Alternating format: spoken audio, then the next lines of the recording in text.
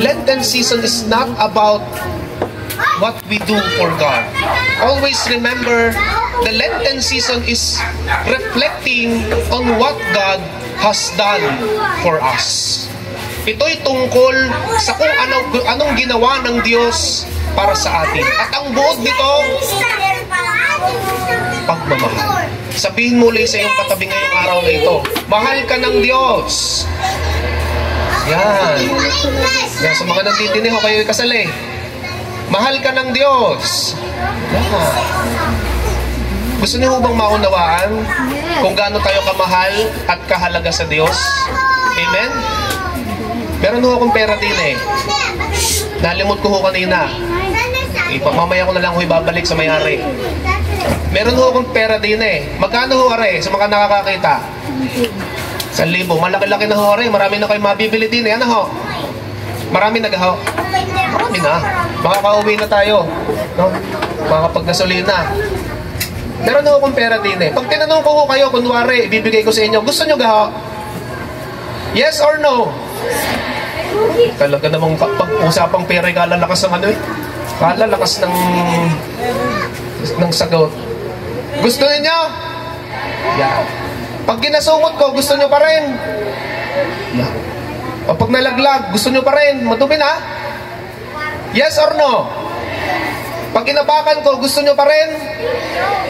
Aba, ang galing. Kapag hindi niyo naunawaan yung salitang halaga sa perang ito, no? Sa gabing ito, isipin nyo kayo yung pera. Mahal ka ng Diyos kahit ikaw ay gusot.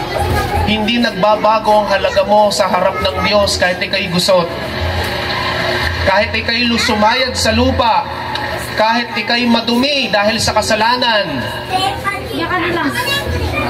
walang makapagbabago ng katotohanan na mahal ka ng Diyos.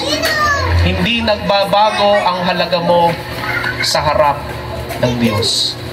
Itong perang to, gusto mo nga eh, kahit madumi. Kasi alam mo, may halaga. Ikaw, walang kasalanang magpapabago ng pagiging mahalaga mo sa harap ng Diyos. Palakpakan natin ang Panginoon.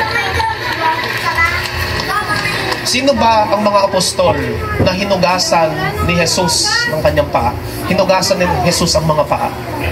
Itong mga apostol na ito, hindi naman kung tutusin, hindi karapat-dapat. Si Judas na nagtaksil una sa lahat. Si Pedro na 3 beses siyang itinatwa. Ang biruan, bakit daw pinagkailan ni Pedro? Kasi nga pinagaling ni Pedro ang bianan. Pinagaling ni Jesus ang kanyang bianan. Nagalit daw si Pedro, kaya 3 beses itinatwa. Yun ho ang biruan. Sino ba itong mga apostol na ito? Nung si Jesus ay hinuli, nagkanya-kanyang alisan. Pero alam nyo, kahit alam ito ni Jesus na gagawin nila, hinugasan ang kanilang paa. Ngayong araw na ito, hugas ang pinapaalala sa atin. Hugas sa kasalanan at hindi husga.